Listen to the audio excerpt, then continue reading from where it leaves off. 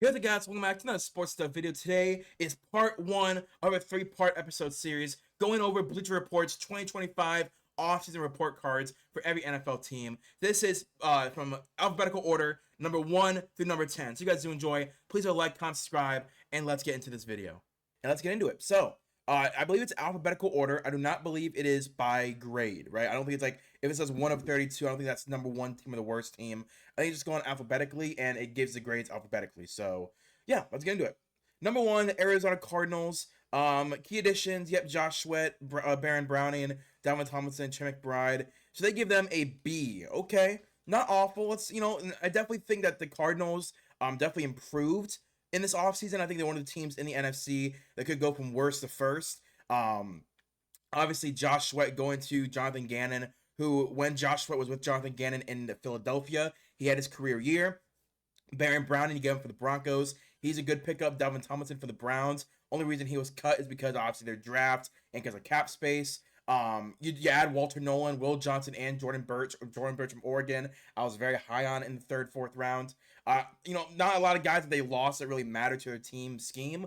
Free agency trade grade B. I'm cool with that. Again, free agency, you get Josh Sweat on a really big contract, but you're the Cardinals. You got to overpay to get some of these guys on your teams. Draft grade B plus. I 100% agree that Will Johnson pick in the second. He was a top 10 pick if he wasn't injured, but because of injury, falls to the second. I'm 100% for it. Revamping the defensive front. Yep, fantastic. That was definitely the worst part of this team the last couple of years. They thought JJ Watt would solve it, didn't work. So yeah, revamping the defensive front. That is 100%. I agree with them. That is an amazing thing that they did.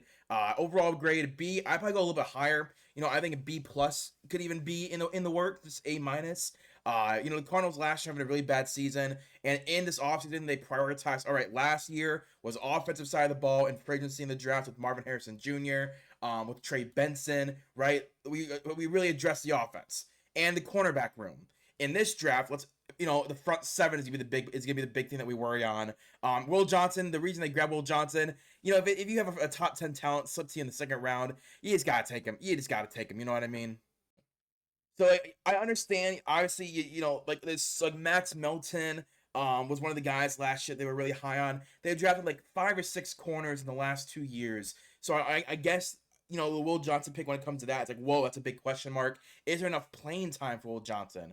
But I think day one he steps in when healthy, is their number one outside corner. So I'm very excited for the Arizona Cardinals this year. Again, I think they're one of the teams that could go from worst to first in the NFL. Next is the Atlanta Falcons. They give them a C plus overall. I think that's a little rude, but it's whatever. Key additions: you got Leonard Floyd, Divine Diablo. Key draft additions: Jalen Walker, James Pierce, and Xavier Watts. You guys know, going into the draft, I was not very high on Jalen Walker. Him being mocked in the top 5, top 6. I was not a fan of.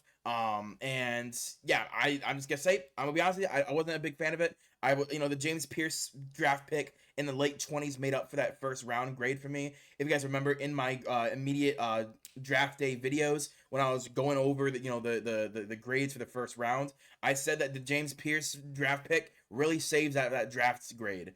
Xavier Watts from Notre Dame in the third or fourth round because of a torn ACL. That is a great value pick for the Falcons. You can now pair him next to not Justin Simmons. Oh my gosh. Oh my god, it's the other safety from the Bengals. I'm blinking on his name. But yeah, you can pair him now. He can be a really good strong safety to his free safety. Draft grade gave it a B. I agree. I don't think it was too great. That was, again, like I said, I think the Jalen Walker grade definitely lowered it. But James Pierce improved it. Improving the pass rush, 100%. I agree with that. I definitely think that they definitely improved the pass rush to a point where you now trust guys who are going to go out there and run and do it for you. Leonard Floyd had a really good year in Buffalo. I believe he had 8 or 9, maybe even 10 sacks last year. It's been a while since I've looked at these numbers. So yeah, Leonard Floyd, I'm not dissing him. He's just, a little old. But, Atlanta, they're in the NFC South. That's still a wide open division with the Saints, the Buccaneers, and the Panthers. That's a wide open division. They could easily, if they have a really good year, win that division, have a host a playoff game at home. I like it. C plus is a little rude.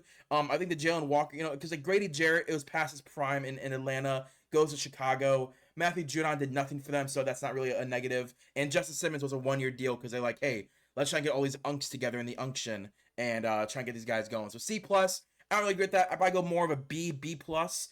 because that value with James Pierce and Xavier Watts and getting Leonard Floyd for that pass rush. Next, the Baltimore Ravens, A plus. I don't care what it says, it's an A plus. Everything about them is A plus. B, all right.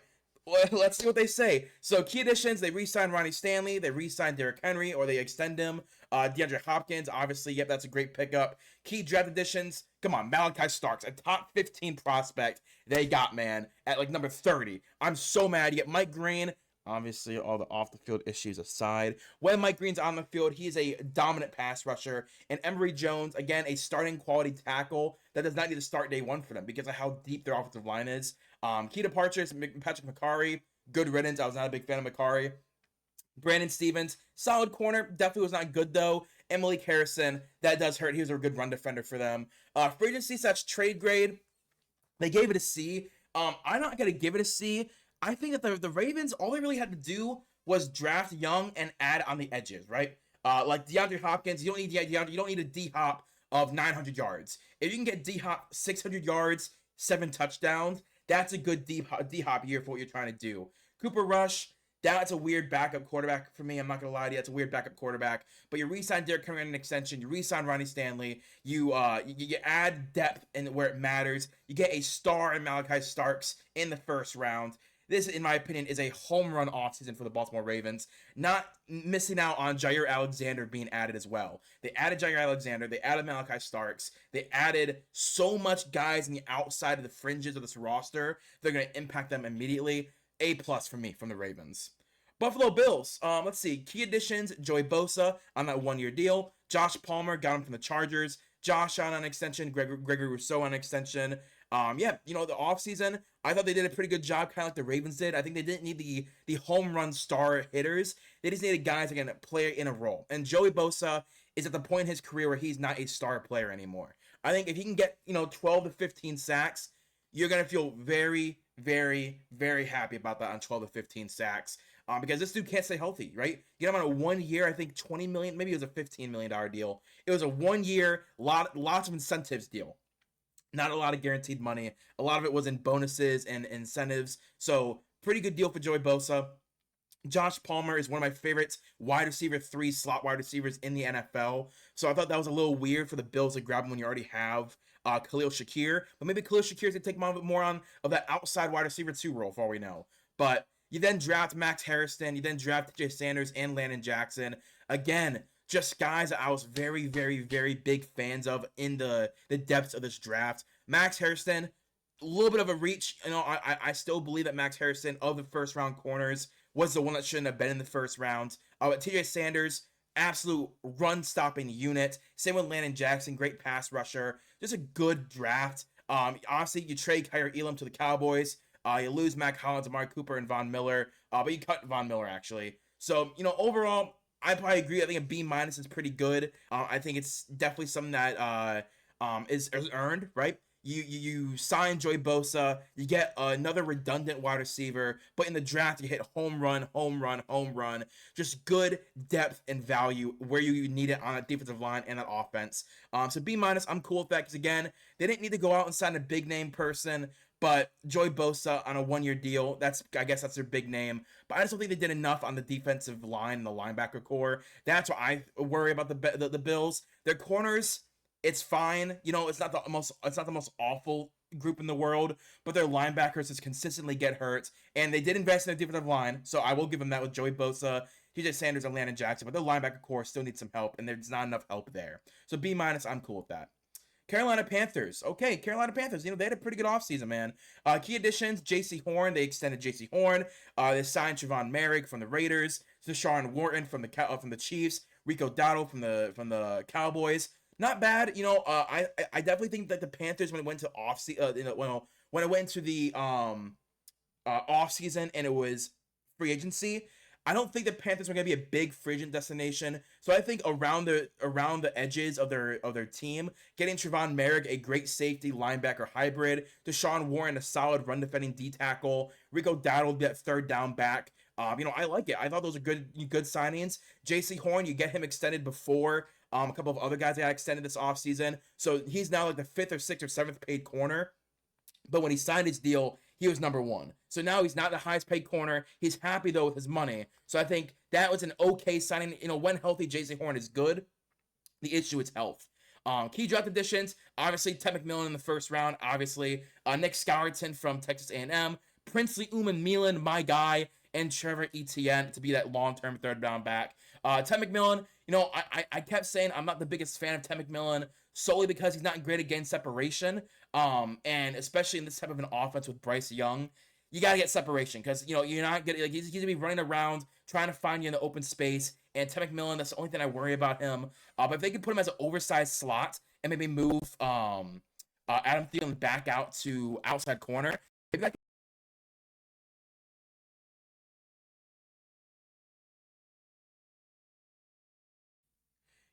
with that offense, it'll be very interesting of a fit. But Nick Scourton, I think as that third edge, fourth edge out in the rotation, I think that can work. Prince Uman-Milan, I think, can be a starter day one. So they got him in the third or fourth round. I thought was a great value. Trevor Etienne, again, is in a kind of like a spurts of an energy ball. That's Trevor Etienne. You can use him in spurts.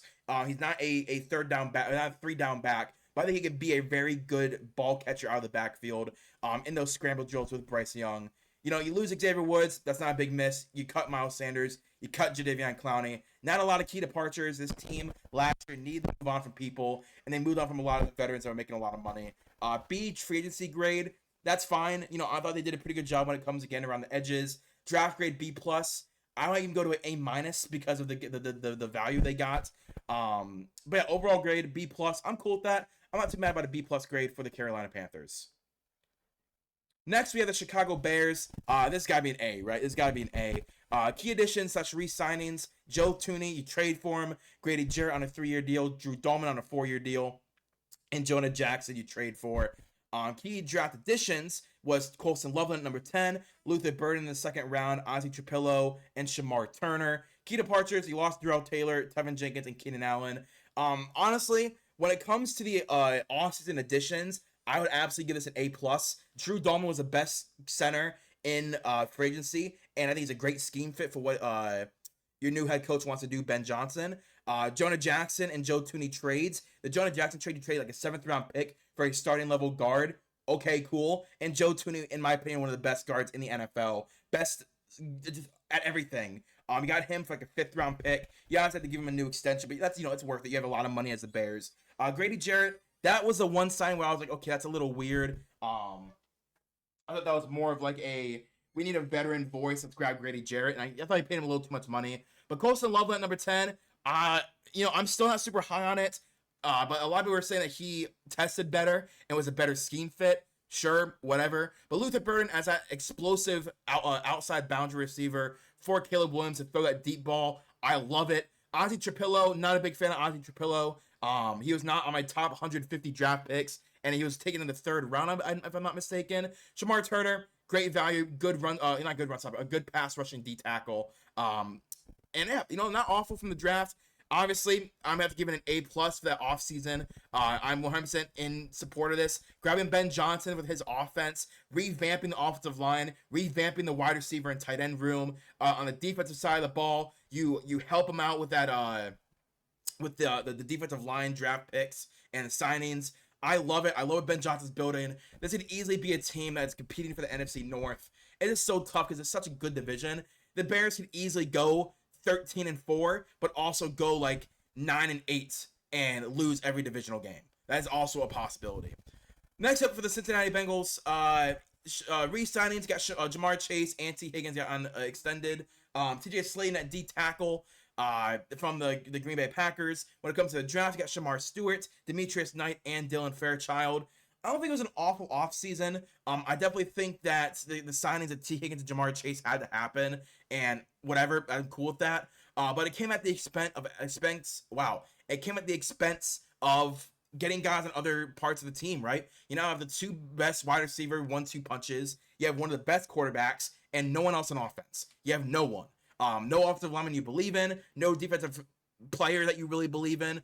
You draft Shamar Stewart because of Trey Hendrickson's holdout, and you don't sign Shamar Stewart to his rookie contract because you're trying to put in some dumb bull crap so that he can't get paid. Then Demetrius Knight was a little bit of a reach in the second round. He's not a super fast linebacker, and that's part of the reason why you got rid of your Jermaine Pratt. Then you have Dylan Fairchild. I don't think he's ready to start yet. You grab him in the 4th round. Like, this is an offer, a front office that got saved their jobs from that Super Bowl run of Joe Burrow, because now the owners are like, okay, awesome, keep building. You built a Super Bowl contender once, you can do it again.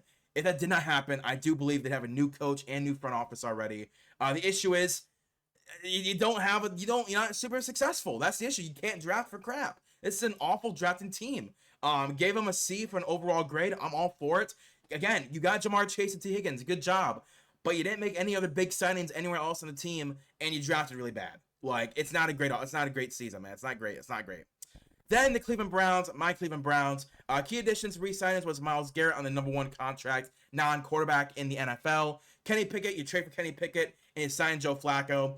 Not awful. I definitely think that the Myles Garrett crap that happened already feels like a million years ago, which is exactly what the front office wants. The quarterback battle is interesting, but again, I thought the draft was a home run hit. The draft, Mason Graham in the 1st round, you trade down from number 2 to number 5. You get a future 1st round pick from the Jaguars. You grab Mason Graham. That's a home run hit. This dude's going to be amazing next to Myles Garrett. You have Carson Schlesinger, who is basically Jeremiah Owusu-Koramoah light. He's not as rangy as Jeremiah Owusu-Koramoah, but he's a better pass blocker. Wow, that's not the word. He's a better pass game guy. But when it comes to the run game, not as good as JOK. You got Quinshawn Judkins and Dylan Sampson. I'm so excited for that run games. And obviously, the 2 quarterbacks in Dylan Gabriel and Shedeur Sanders. I love it. I love the draft. That was one of my highest draft ratings I've given the Browns in the last 6 years of me doing this. I loved it. I thought it was an easily B+ A- draft grade. You got in every position of need, you got a guy, and outside of tackle, obviously. But I loved it. Free agency, that's trade grade C. I mean, you basically had Kenny Pickett for nothing. And you signed Joe Flacco, could potentially be your week 1 starter. I'd probably go up to maybe a B-. Draft grade A-.